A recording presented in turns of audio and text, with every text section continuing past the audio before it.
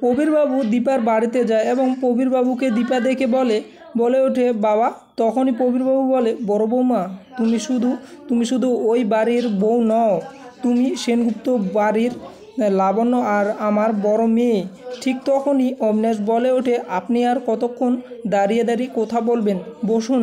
এরপর প্রবীরবাবু বসে সেই দীপার মিডিয়ার কথাগুলো ভাবতে থাকে এবং মনে পড়ে যায় এবং বলে ওঠে, বড় বৌমা, যদি তোমার জীবনে নতুন কেউ এসে থাকে তাহলে আমি আর কোনো আপত্তি করব না। তখন দীপা বলে ওঠে, বাবা, আমার জীবনে আপনার ছেলে ছাড়া আর কেউ নেই আর আসবেও না। আর অবিনাশ আমার খুব ভালো বন্ধু, অনেক সাহায্য করেছেন আমাকে।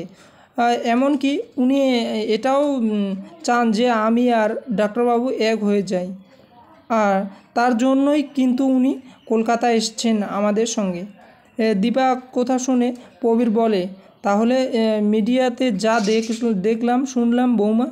তো এরপর দীপা বলে, হ্যাঁ বাবা, প্রতিনিয়ত আমাদের আসা যাওয়াতে এটা করতেই হয়, আর সেগুলো মিডিয়া তুলে ধরে সেই রকমই কিছু নয়।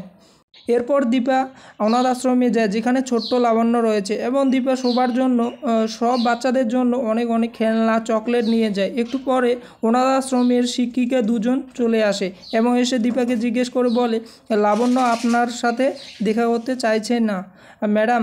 দীপা বলে, কেন? শিক্ষিকা বলে, আপনি নাকি ভিক্ষে দিয়ে গিয়েছিলেন, তাই ভিক্ষের টাকা ও খাবে না।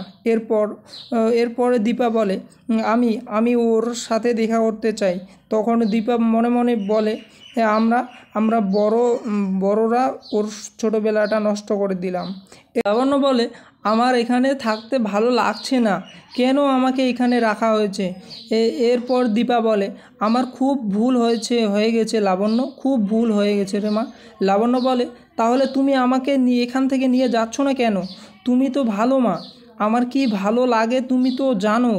কেন তুমি কিছু করছো না, কেন কিছু পারছো না? শুধু কথা শুনতে ভালো লাগে না আমার, আমি আর কারো কথা শুনবো না, কারোর কথা না।